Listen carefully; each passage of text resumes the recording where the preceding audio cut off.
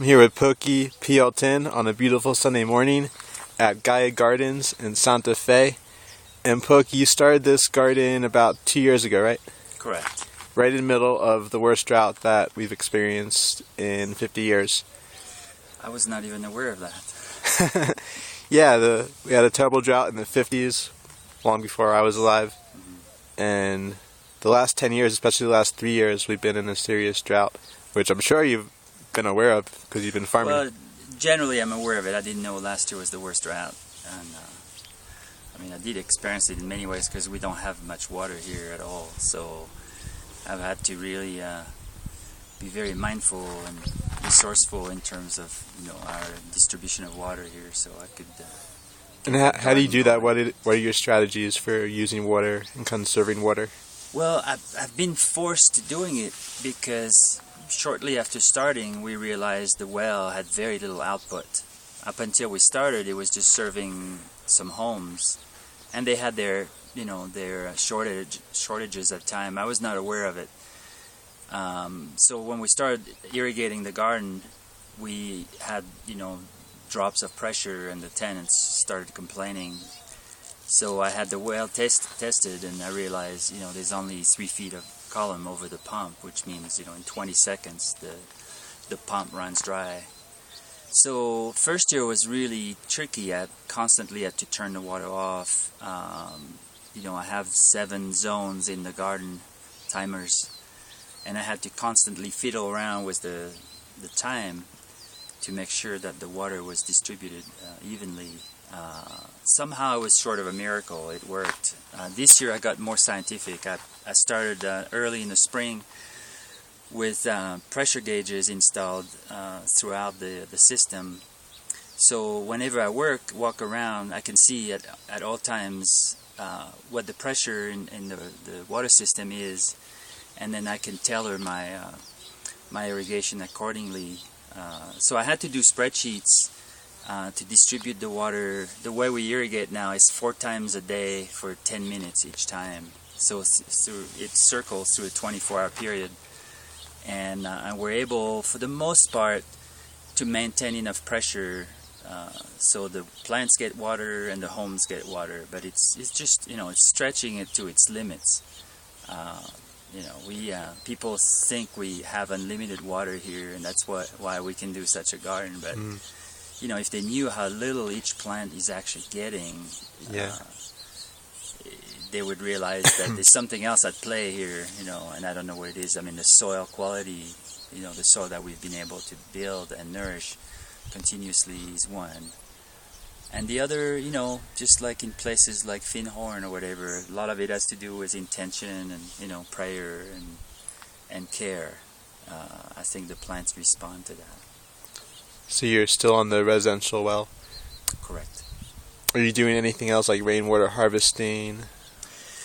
We do. We've started to create berms throughout the property, so we slow down the water. It infiltrates in the soil, and since the garden is on the lower part of the property, benefits from water seeping into the property and gravity, through gravity landing eventually in the garden. We have one building that has a water catchment into a cistern. We have a 5,000-gallon cistern, which is sounds like a lot of water, but it's about a week worth of irrigation, not even maybe 5 days. But even though it's not that little water, it's been a lifesaver this year because during the spring we had no rain at all, and our well broke down twice. The electronics on it did, and we almost lost the garden if it was not to the cistern that we had built this year. That we were able to activate at that time and save the garden, and it happened twice. And using drip irrigation, you can see the lines here. Yeah, we use commercial irrigation. It's a T-tape irrigation. It's extremely efficient. It's a very simple type of irrigation, but it's done for large applications, agricultural applications, and so you don't waste anything. You plant on the drip itself, and it's consistent throughout the line. You know, you can run 600-foot stretch of lines. It's a low-pressure system, and the drip will be the same at every plant. And it's also rated, you know, at, well, I can tell you it's 40 gallons per minute per 100 feet. So we know exactly how much water we need because we know how much length of irrigation lines we have.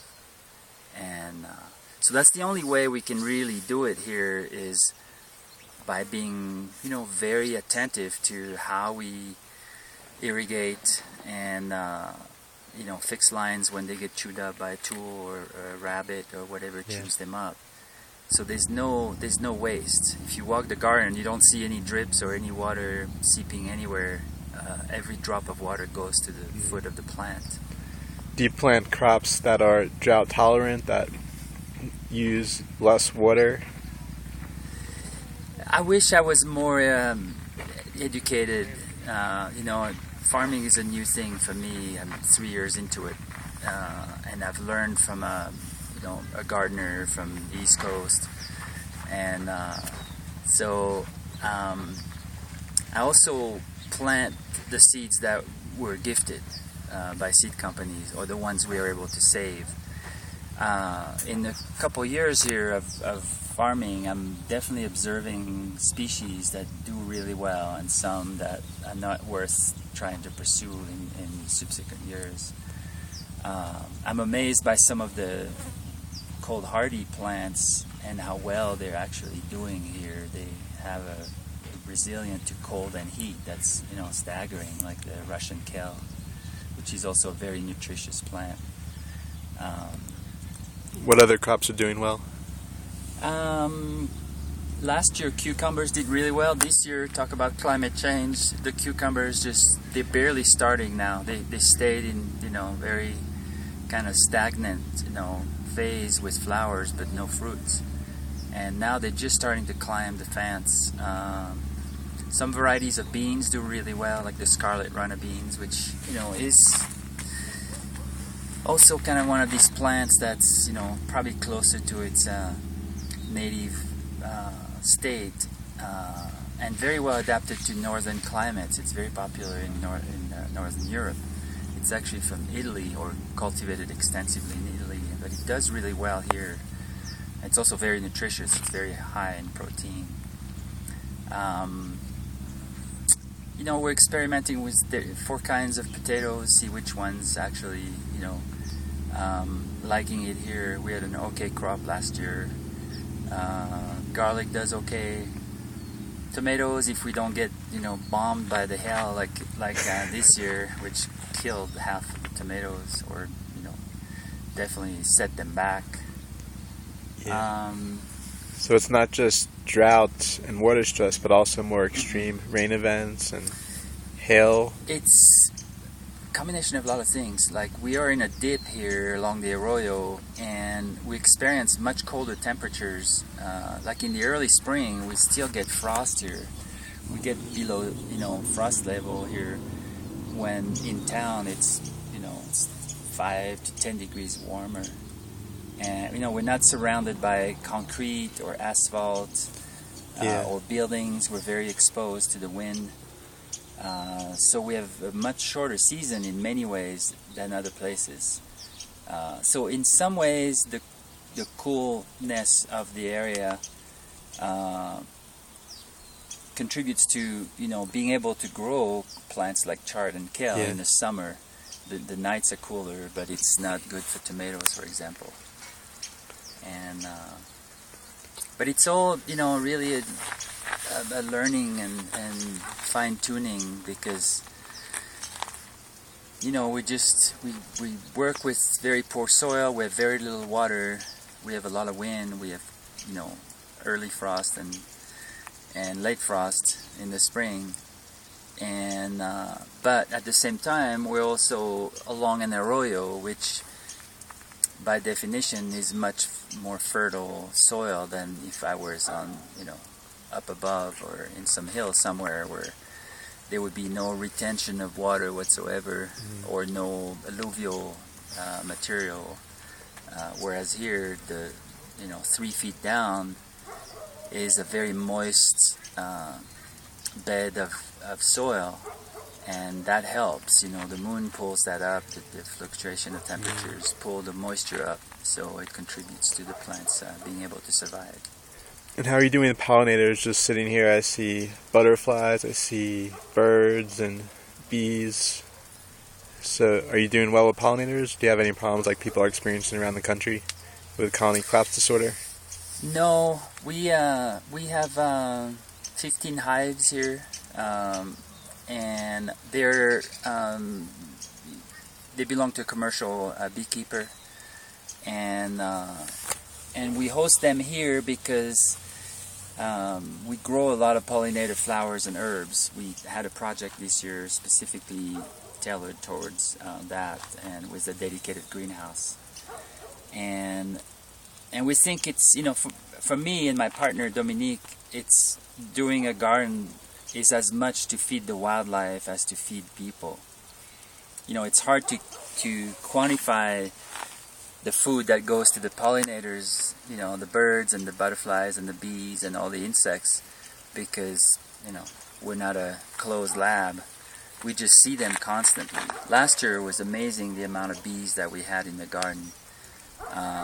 And they're getting comfortable. I haven't heard anybody getting stung this year.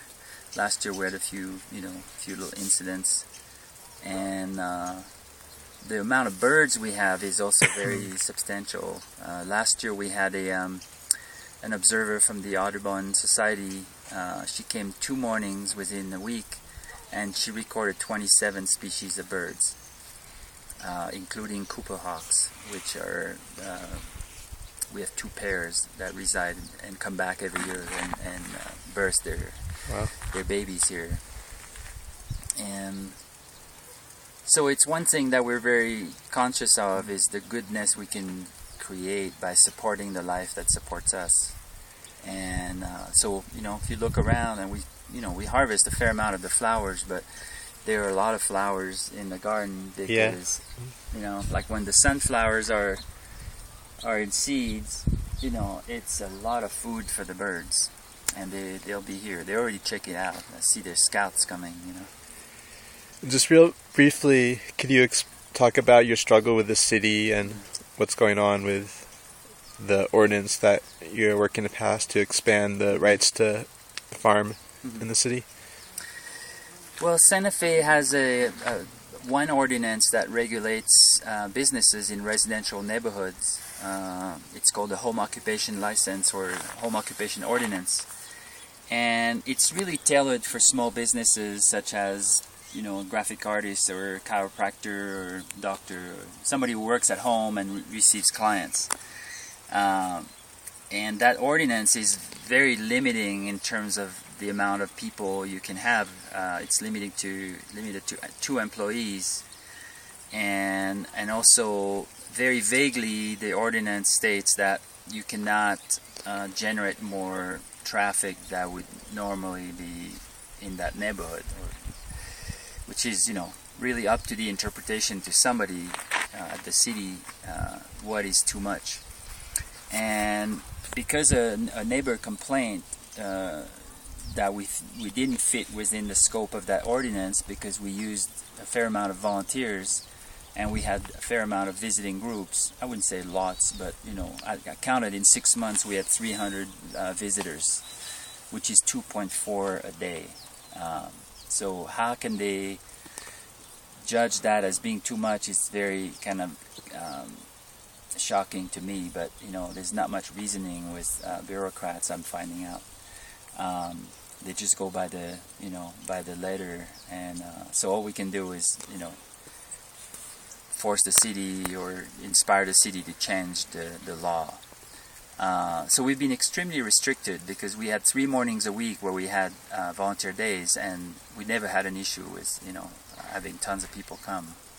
And it was also, very communal. People chose, whether they came on Monday or Wednesday, because of the people who came to these days. And we really had a beautiful community working together.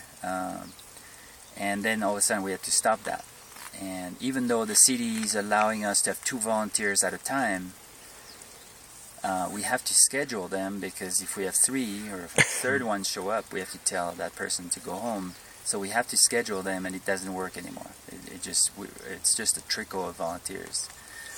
And so as far as the schools, we've asked the city to give us permission to use, to have 3 groups a week of up to 12 people, 12 kids or 12 people, up to 2 hours. And we placed that request a month ago, and we haven't heard back from the city yet. And I don't know if I'm going to just wait for them or just resume welcoming schools, because I really think it's a crime against humanity to prevent school children from visiting a garden innocently, quietly, beautifully. So I'm really on the fence now as far as, do I want to just roll over and wait forever till an ordinance change, or just, make a racket and get, some national attention, because it's completely ludicrous. Let us know if you want any help getting national attention. We may, we're very close to just, I'm just fed up, frankly. I'm fed up to have, people. I'm a huge supporter of school gardens and getting kids into nature and people. It's not just about gardening. It's just about the right to gather and just learn how to be in community. The amount of conversations and friendships and resources and support, emotional support, that creative support that gets created as a result of offering a space like this is humongous. It's way beyond the food that we grow, and it's so happened that growing food is a very sensitive topic, and it's a fundamental notion that people want to rekindle with, and we just offer a very neutral environment for people to come and learn and teach and share knowledge and get inspired to just take what they get here back home, whether it's buying a couple of chickens to living simply, or saving water, or planting a garden, or there's many things that emerge from this place. And if people want to learn more, do you have a website? It's thegaiagardens.org. Thegaiagardens, plural.org. Gaia is spelled G-A-I-A. And gardens, plural. Anything else you want to tell folks? Well, I don't know where this is going in terms of this video, but just, Look on YouTube and our website, occupynewmexico.org. Yeah, I think we really need to just put a lot of pressure on the city to just amend its codes. A very important document was drafted in 2008 called the Sustainable Santa Fe Plan, and it really outlined all the things that the city needed to move towards in terms of education, transportation, farming, food systems, sustainable food systems, education, and all kinds of topics. And from what I can tell, at least in the food systems area, nothing's been done. And so we're basically finding ourselves ahead of the times, or in a city that's really behind on doing its homework. Yeah. And we shouldn't be, penalized for a bureaucracy that's just not really awake in a way to the needs of the times, and beyond growing food, as I said, but really building strong neighborhoods, providing opportunity for people to gather peacefully and creatively, and so that's my take. I think we really need to all take charge. I'm holding a piece here and holding a resonance, but frankly, I'm getting really worn out, because I work all the time, and I really try to hold, this energy for change, but being restricted like we are it's become very difficult, to work, and always being on alert that some inspector is going to come and find 3 people here instead of 2, and give us a ticket or whatever. I welcome them, and I'll take pictures of them, and we'll see where that goes. But it's really it's nerve-wracking in many ways. Didn't you win a Sustainable Santa Fe award? Ironically, we did, delivered by the mayor, from the city, who to this point has not come here. He's been invited numerous times, email, phone calls, letters, handshake at the farmers market, and I'm very disappointed that, you know, that's in the word from the city. Delivered, by from the city councilors and by the Sustainable Santa Fe Commission, and the award is actually signed by the mayor and delivered by the mayor. Yeah. And so it's very ironic that they're now cracking down on something that they even acknowledge is doing great work. Yeah, that's the irony of it all. Yeah. So I encourage people to get involved with the Santa Fe Food Policy Council, and when this ordinance that they're revising comes up in hearings, to go out and support it, and we'll try to let our followers know about it. Thanks so much, Poki. I'm going to go do a quick tour around the garden. Thank you so much.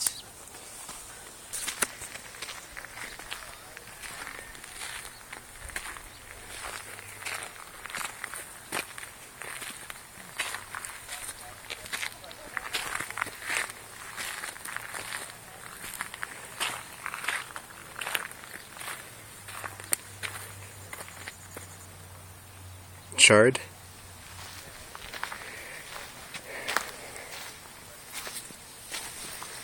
This is all kale.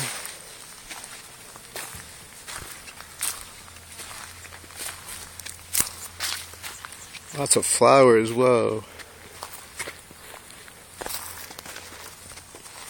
Looks like potatoes.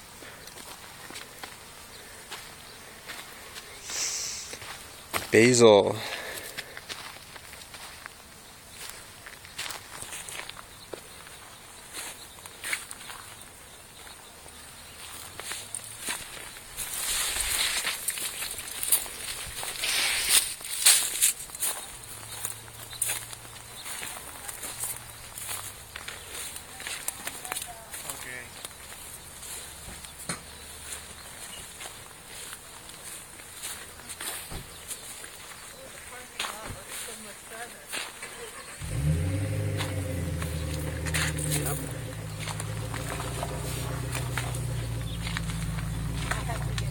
Tomatoes.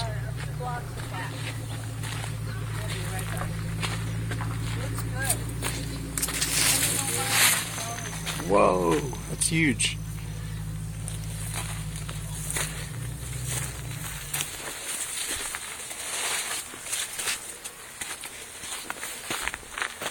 Here's some corn.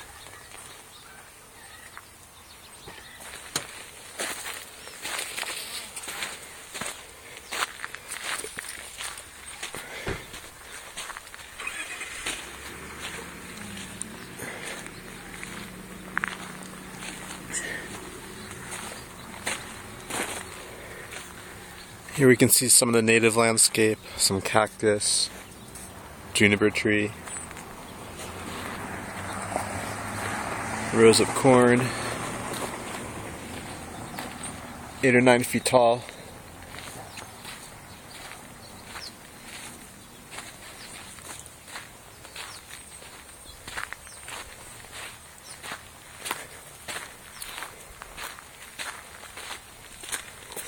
Squash.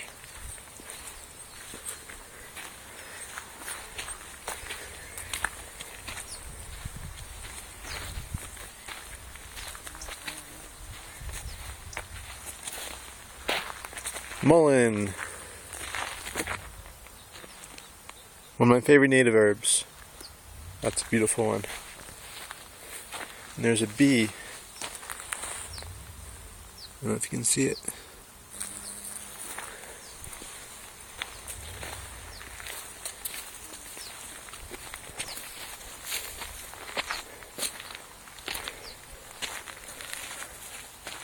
So folks, this is Gaia Gardens, and here is a quote I'll leave you with. A garden without children is like a flower without sun. Gaia Gardens needs your support, needs the support of the city to keep doing what it's doing, inspiring the next generation to grow healthy food.